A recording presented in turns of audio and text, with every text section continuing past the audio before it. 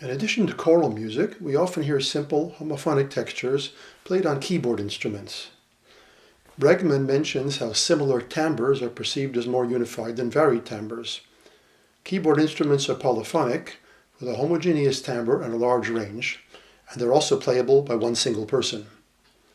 In the Baroque era, a progression of block chords, called the basso continuo, was played on harpsichord or organ, while the rest of the musicians played more contrapuntal lines.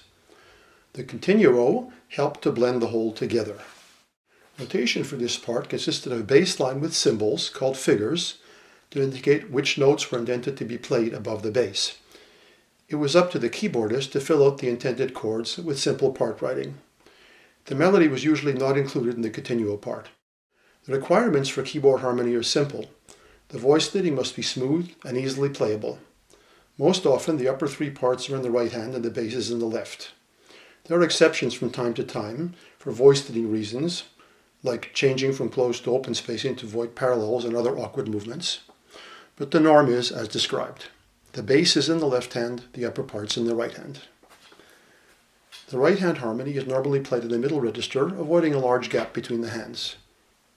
If the distance between the hands is too great, the bass line will not blend with the inner parts. When learning harmony, the big advantage of the keyboard is that one person can play all the parts at once. While today computers can also do this, playing all the parts by oneself is a more active kind of learning.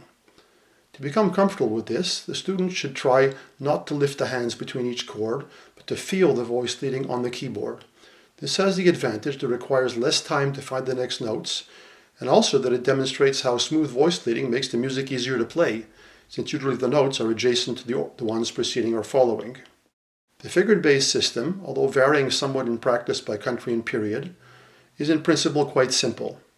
It was invented before Rameau's theory of fundamental bass, so the figures are always calculated above the actual bass, never above a theoretical root. In short, the numerals of figured bass notation represent actual intervals above the literal bass. The figure 6-3, for example, tells the performer to play a third and a sixth, or their compound equivalents, above the bass. If there's an accidental that is not in the key signature, it's placed beside the figure. For example, sharp 6 means that G, the sixth above the bass here, is sharp.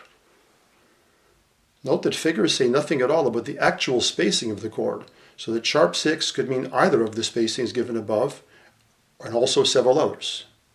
The details of the spacing are normally determined by the voice leading, not the figures. Also note that in the above examples there is no 3 specified. Since the harmony in figure bass is normally built on thirds, it's assumed that the player will know what notes to fill in with minimum information. Figured bass is a kind of shorthand. Exceptions occur when a note is altered by an accidental, as it must then be specified. Here are the full figures for triads and seventh chords as well as their inversions.